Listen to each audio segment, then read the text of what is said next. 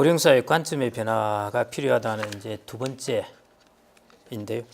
고령자 하면은 여러분들은 다 생각하시기를 핸디캡도 가져 있고 피부양자라는 관점을 생각을 하시죠. 이제 부양을 받아야 될 사람, 도와줘야 될 사람, 국가에서 재정을 쏟아부어야 될 사람, 이런 쪽으로 다 생각을 하십니다.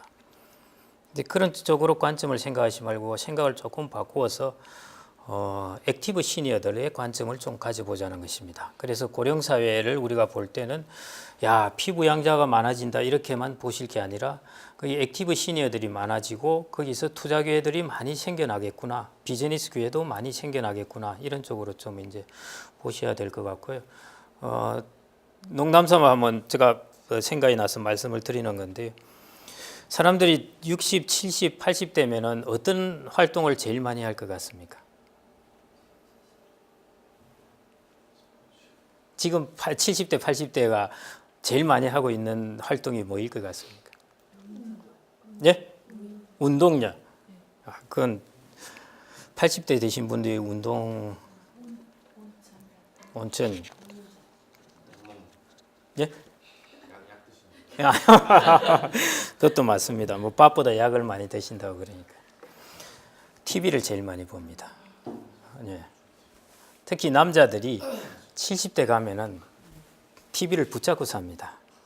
왜냐하면 일을 하다가 일을 안 하게 되는데 남자들은 집안일도 안 하지 않습니까?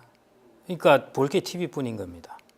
그래서 TV를 붙잡고 사는데, 그래서 남자들이 직장에서 나오고 조금 되면은 하여튼 집안일을 도와야 돼요. 그래서 그나마 TV 보는 시간을 줄여야 되는데, 여자들은 그래서 평생 하는 일의 양이 크게 안 줄어듭니다. 근데 남자들은 일을 하다가 한번 60대 뚝 떨어지고 70대 가면 뚝 떨어져가 일할 게 없어요. 그러니까 TV만 보고 있습니다. 앞으로도 마찬가지일 겁니다. 그래서 TV를 점령하고 있을 사람들이 앞으로 연령대가 어디냐 하면은 60대, 70대, 80대가 막 점령을 하고 있고, 그 중에 뭐 액티브 시니어 소득이 있으면은 이제 제품 수요도 생기겠죠. 그래서 앞으로 TV에 나의 드라마를 보아줄 사람들이 연령대가 어느 정도일까 하는데 이제 자꾸 저리로 옮겨가고 있다, 이런 것입니다. 그 관련해서 마찬가지로 야, 이제 그 고령자들 된 사람들, 이제 피부양자니까 이 사람들은 관심을 쏟을 필요가 없어가 아니라 훨씬 관심을 더 많이 쏟아야 비즈니스 기회가 여기 있다는 것입니다. 그래서 이제 액티브 시니어를 말씀드리고자 하는데요. 액티브 시니어는 그냥 한 50대, 60대, 70대 초반 분들 중에서 좀 건강하고 그다음에 소득도 좀 있고 이런 분들이 이제 액티브 시니어라고 보시면 될 것 같고요. 그런 사람들의 숫자가 이제 많이 증가하기 때문에 우리가 보시면은 55세에서 74세 사이의 인구가 저렇게 많이 증가하게 되는 거죠. 향후 10년 동안에 이제 한 400만 명이 증가하게 되는데, 여기에 관련된 이제 비즈니스 부분을 많이 보자는 것입니다. 그래서 피부양자 관점이 아니라 적극적으로 우리가 비즈니스의 대상으로 봐야 될 사람들로 살펴보자는 것이 제가 오늘 말씀드릴 요지입니다. 일본이나 뭐 유럽에서는 이런 부분이 많이 일어나고 있습니다. 독일 같은 경우에 보면은 독일은 그 연금이 좀 좋습니다. 그래서 독일은 벤츠와 BMW를 몰고 다니는 사람들이 다 퇴직자란 은퇴자들이라는 이야기가 있을 정도로 연금이 좋다 보니까, 그러니까 소득이 좋은 거죠. 소득이 좋은 것이니까요. 우리나라 한번 보십시오. 우리나라 공무원들이, 일반적인 공무원들이 한 280만 원 정도 받거든요, 연금을. 부부가 공무원이라고 생각하면은 한 600만 원 받습니다. 부부 교사만 하더라도, 초등학교 부부 교사라 하더라도 부부 교사가 한 700만 원 받습니다. 그래, 앞으로 여러분들은 연금 부자를 타겟을 하셔야 돼요.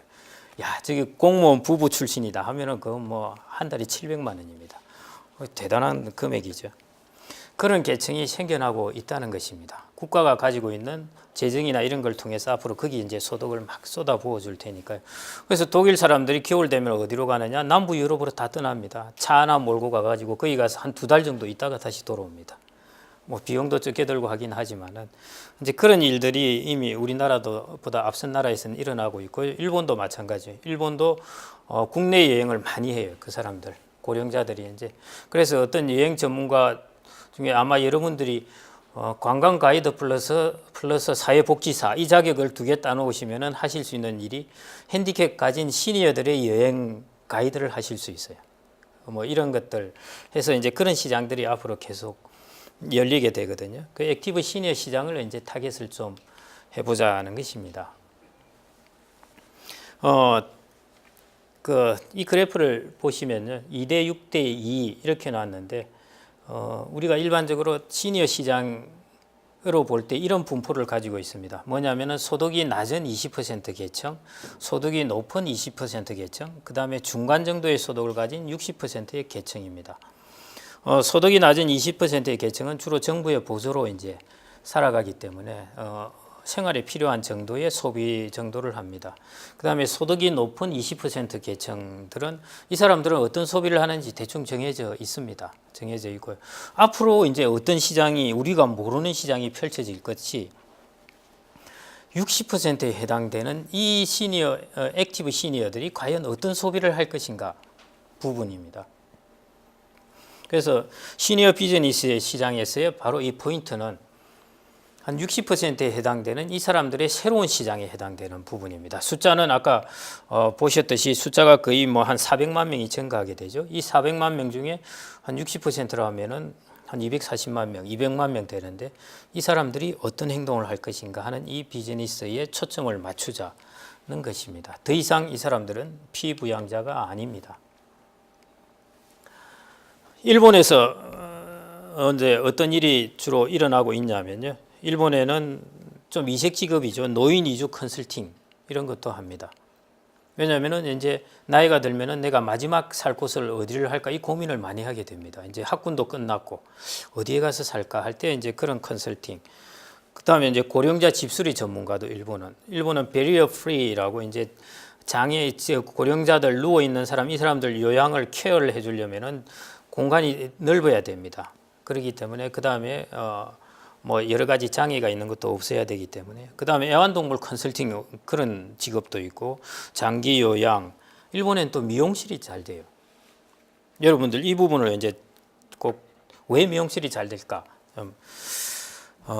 일본은 우리나라처럼 이제 체인으로 된 미용실이 아니고 그냥 각 마을에 이렇게 개인들이 하는 그런 쪽의 미용실입니다.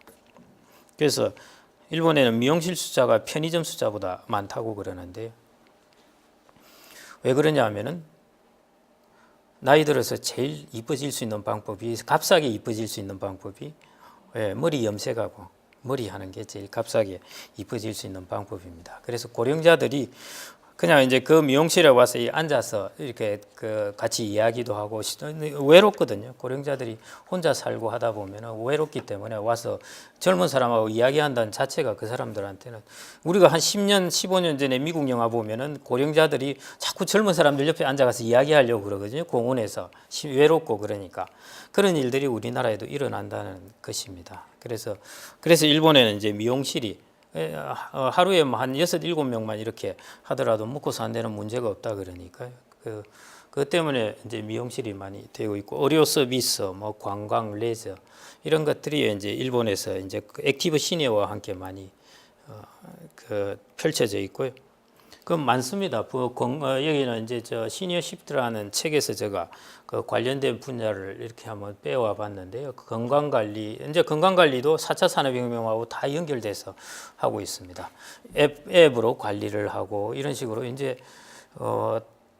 우리 시니어들이 이런 사업을 하더라도 빨리 모바일도 익히고 막 익혀야 됩니다. 옛날 하던 식으로 뭐 하면 안 돼요. 오히려 젊은 사람들이 더 적응하기 좋게 되어 있습니다. 그래서 건강관리, 웰다잉, 뭐 엔딩 산업 이런 것들이 이제 제가 보기엔 엔딩 산업, 웰다잉은 한 10년 이상 있으면 우리나라에서 활성화될 거고 지금은 액티브 시니어가 오히려 더 활성화됩니다. 주거, 요양 서비스, 생활 지원, 뭐 일자리 지원.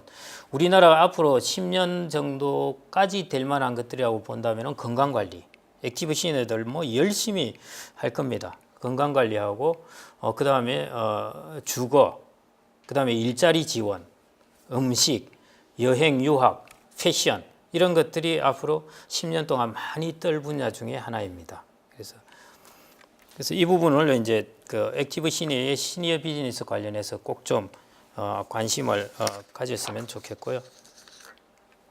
그래서 여러분들이